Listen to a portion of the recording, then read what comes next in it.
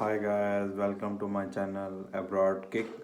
तो आपको मेरी वीडियोस पसंद आ रही होंगी जो भी मैं अपने चैनल के ऊपर डाल रहा हूँ, इन्फॉर्मेटिव है। जो भी मेरा एक्सपीरियंस है अभी लास्ट मेरे को 6 मंथ्स हो गए हैं यूके पे और मैं यहाँ पर स्टडी वीज़ा पे हूँ।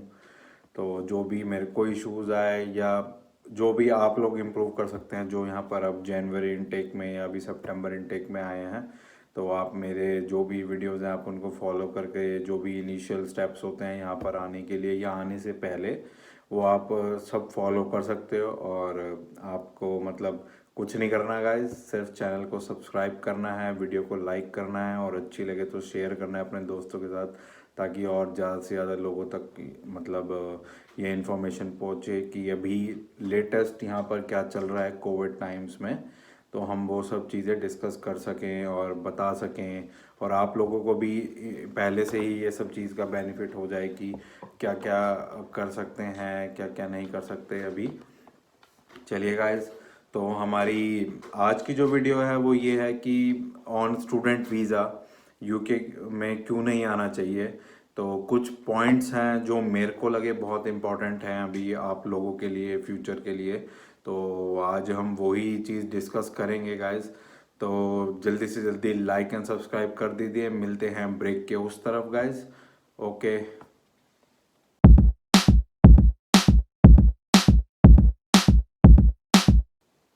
चलिए गाइस, तो स्टार्ट करते हैं। आज हम देखते हैं कि क्या क्या पॉइंट्स बनते हैं हमारे पास यहाँ पर, जो मैंने फेस किए यहाँ पर यूके में आया जब मैं स्टूडेंट वीज़ा पे। तो क्या क्या पॉइंट्स और हो सकते हैं जो लोगों को मतलब रीथिंक करने चाहिए यूके में आने से पहले, कि वो यहाँ पर सरवाइव कर पाएंगे नहीं, और या फिर फ्यूचर में क्या क्या सिक्योरिटीज़ हैं या क्या है। तो इधर सबसे पहली चीज़ आती है गाइस, अगर आप स्टूडेंट वीज़ा पे आओगे तो आप स्टडी के लिए ही आ रहे हो, ठीक है ना। तो जो यहाँ का जो स्टडी पैटर्न है, ठीक है, वो इंडिया से बिल्कुल अलग है। यहाँ पर आपकी प्रेजेंटेशंस होती हैं, आपको यहाँ पर रिसर्च पेपर पढ़ने होते हैं, उनको खुद बनाना होता है पढ़कर अपनी लैंग्वेज में। तो काफ़ी सारे यहाँ पर इम्पोर्टेंट पॉइंट्स होते हैं जो आपको खुद करना पड़ेगा, किसी के ऊपर डिपेंडेंट नहीं रहना, ठीक है। इंडिया में तो इतना मतलब उस चीज़ों को उतना इन साइड से चेक नहीं करते थे टीचर्स, बट यहाँ पर है, उन पे आपका केस बन जाता है, या आपको मतलब आर्टिकल्स लिखने पड़ते हैं, आपको रिपोर्ट बनानी पड़ती हैं यहाँ पर, प्रेजेंटेशन आपको यहाँ पर स्किल्स अच्छी चाहिए, कॉम स्किल्स अच्छी चाहिए। तो वो सारी चीज़ें हैं। तो आप इस चीज़ को पहले ही सोच कर आना कि अगर आप इन चीज़ों में थोड़ा बहुत भी लैग करते हैं तो आप रीथिंक कीजिए कि आपको क्या करना चाहिए। अगर आप कर सकते हैं तो बहुत अच्छी बात है। तो ये मेरा फर्स्ट पॉइंट था। सेकंड पॉइंट आता है इधर का कल्चर, लैंग्वेज प्रॉब्लम गाइस। तो आप यहाँ देख सकते हैं, यहाँ पर मल्टी डाइवर्सिटी है, लेकिन यहाँ पर इनिशियली जो लैंग्वेज है वो इंग्लिश है। सो यहाँ पर आपको अपनी यूनिवर्सिटी में जाओगे, स्टूडेंट से बात करोगे, तो you should speak in English, listen to English easily, understand it, write English.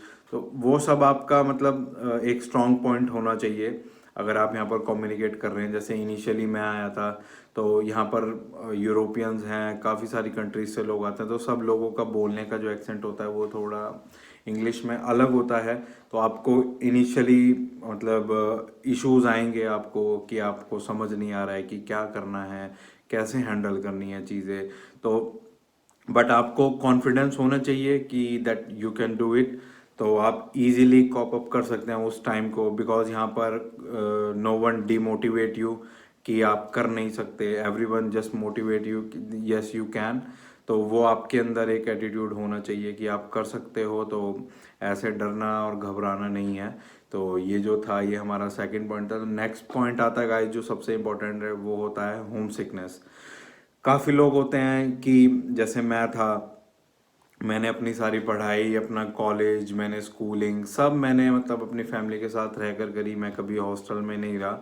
तो होम सिकनेस हो जाती है जब आप कभी अपने घर से बाहर कहीं रहने जाते हैं, आप अपनी फैमिली को मिस करते हैं, वो यहाँ पर आपको बहुत ज़्यादा होगा। उसका रीज़न ये है कि यहाँ पर लोग आप जैसे कहीं पे भी आप रह रहे हो कॉलेज में तो एक अलग एनवायरनमेंट है, बट आप रेंट पे कहीं पे भी रह रहे हो एकोमोडेशन में तो नियर बाय नेबर्स बात नहीं करते एक दूसरे से। लोग यहाँ पर घर पर से बाहर ऐसे निकलते नहीं है जैसे अपने इंडिया में हम बात कर लेते हैं, मिल लेते हैं सबसे। तो वो कल्चर यहाँ पे ऐसा नहीं है। तो यहाँ पर आपके फ्रेंड्स होंगे तो वो भी आप एक लिमिटेड टाइम के लिए कहीं पे किसी एक प्लेस पे मिलोगे या किसी किसी टाइम मिलोगे, बट यहाँ पर ऐसा नहीं है कि पूरा टाइम आप बात कर रहे हो और मिल पा रहे हो। तो वो एक होम सिकनेस की फील है। तो इस पॉइंट पे आप ज़रूर ध्यान देना, क्योंकि ये बहुत इंपॉर्टेंट पॉइंट है। यहाँ पर आके मैंने काफ़ी लोग देखे अपनी फैमिलीज़ को मिस करते हैं, तो वो कंसंट्रेट नहीं कर पाते अपनी पढ़ाई में या कुछ भी। मतलब यहाँ पर आके कुछ भी आप कर रहे हो, जैसे सेकंड चीज़ हो गई जॉब्स हो गई, तो वो कम्युनिकेट किसी से नहीं करते हैं क्योंकि बात करने के लिए कुछ होता नहीं है। इतने लोग एक दूसरे के ऊपर, अभी यहाँ पर जब इनिशियली न्यू आते हो तो आप ट्रस्ट नहीं करते हो या लोग ही नहीं होते बात करने के लिए। तो वो इनिशियल आपको वो फेज़ मतलब देखना पड़ेगा, वो शुरू में होता है 2-3 मंथ, ठीक है ना गाइस। तो नेक्स्ट आपका जो इम्पोर्टेंट पॉइंट आता है वो आता है वेदर। हम इंडिया में, जैसे मैं दिल्ली से था, वहाँ पर टेम्परेचर 40-45 भी चला जाता था, बहुत ज़्यादा गर्मी रहती थी। और यहाँ पर बिल्कुल एग्जैक्टली उल्टा है। तो यहाँ पर -2, 3, 10 भी चला जाता है टेम्परेचर। यहाँ पर मीन्स आप इंडिया में हम देखते हैं कि गर्मी ज़्यादा पड़ती है। अगर आप एवरेज लगाएं तो 7 से 8 महीने गर्मी पड़ती है और यहाँ पर उतना ही ठंड पड़ती है। तो यहाँ पर विंटर्स हार्श नहीं कह सकते आप, बट आपको ठंड ज़्यादा लगेगी, ठीक है। तो उस वेदर के लिए आपको प्रिपेयर रहना पड़ेगा, मेंटली फिजिकली बॉडी आपको अडेप्टेबल होनी चाहिए।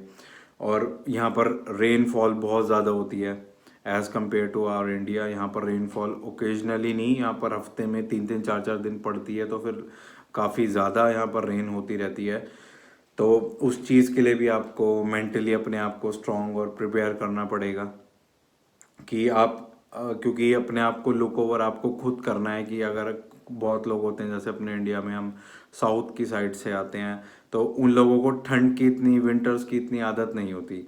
और अगर नॉर्थ वाले बंदे हम साउथ में जाते हैं, वहाँ ह्यूमिडिटी बहुत ज़्यादा होती है, तो वो भी वहाँ अडेप्ट नहीं कर पाते। तो वो सब चीज़ें आप मेंटल एक सोच के आना और अपना रीइवेलुएट करना डिसीजन यहाँ पे आने का, तो वो एक हो सकता है पॉइंट।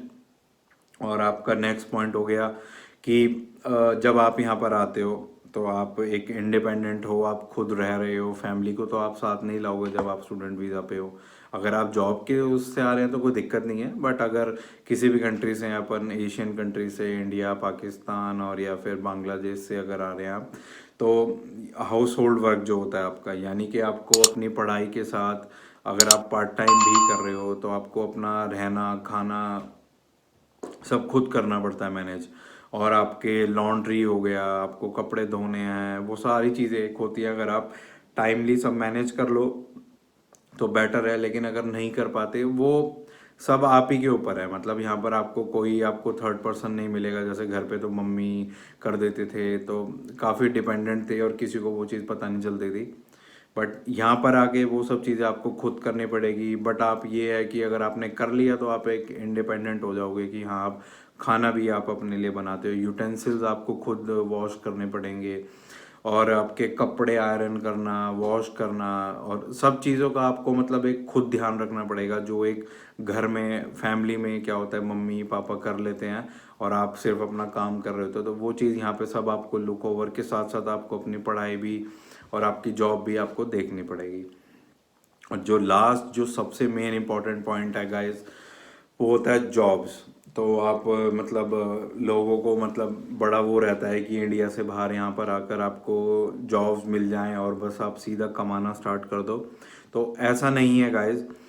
जैसे मैं यहाँ लॉकडाउन में आया तो इनिशियली मेरे पास 3 महीने तो काम ही नहीं था पार्ट टाइम के लिए। आप कितना भी अप्लाई कर लो, आपके पास जॉब ही नहीं थी, क्योंकि पूरा लॉकडाउन में था, कोई भी स्टोर्स और कुछ भी ओपन नहीं था।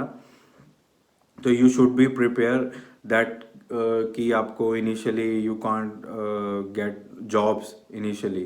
तो आपको सरवाइव करना पड़ेगा उस टाइम पे भी। मतलब आपको फ्रस्ट्रेशन नहीं होनी चाहिए कि हाँ नहीं यार मेरे पास जॉब नहीं है, बिकॉज अगर जॉब नहीं होगी आप अपना रहने खाने का खर्चा कहाँ से करेंगे? वो तो जो आप इंडिया से जो भी आपके पास होगा वहीं से करना पड़ेगा ना आपको।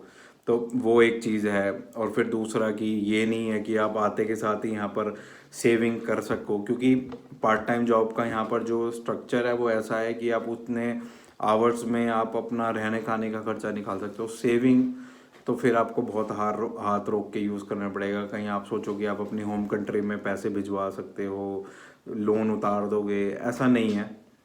जो मैंने यहाँ पे आकर देखा तो वो चीज़ भी है। और अगर कोई कंपनी के थ्रू आ रहा है तो वो लोग ये चीज़ें सोच सकते हैं, क्योंकि उनके पास पहले से वो सैलरी है, ठीक है। लेकिन पार्ट टाइम और पढ़ाई के साथ अगर आपको करना है तो आप वो चीज़ नहीं कर सकते। फिर आपको यहाँ पर अडेप्टेबल होना पड़ेगा, जो लास्ट पॉइंट है गाइस, कि अगर आप जॉब सर्च करने जा रहे हो पार्ट टाइम में तो you should be open minded कि आपको जो भी काम मिले आप वो करो। आप ये नहीं सोच सकते कि मैं टेक्निकल फील्ड का हूँ या बिजनेस फील्ड का हूँ तो मैं सिर्फ उसी तरीके की पार्ट टाइम जॉब करूँगा। तो वो चीज़ है, आपको you should be prepare mentally that if you get any kind of part time job तो आपको वो करना पड़ेगा। अगर नहीं करोगे तो फिर वही बात है कि फिर आपको जो घर से पैसे हैं वो ज़्यादा मंगाने पड़ेंगे। तो ये पॉइंट्स हैं। तो मैं ये नहीं बोलूँगा कि ये आप नहीं कर सकते और आप मत आओ यूके, बट अगर आपको मतलब रीथिंक करना है तो ये एक पॉइंट है, वैलिड पॉइंट्स हैं कि आपको मतलब सोचो कि आप यहाँ पर आने से पहले ये चीज़ अगर आप कर पा रहे हो तो वेल एंड गुड है। तो गाइस, क्योंकि हार्ड वर्क तो चाहिए, अगर आगे कुछ फ्यूचर ब्राइट करना है तो हार्ड वर्क चाहिए।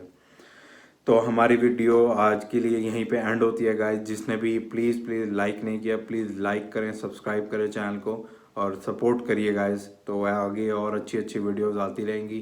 तो बाय बाय, टेक केयर, मिलते हैं अगली वीडियो के लिए, बाय।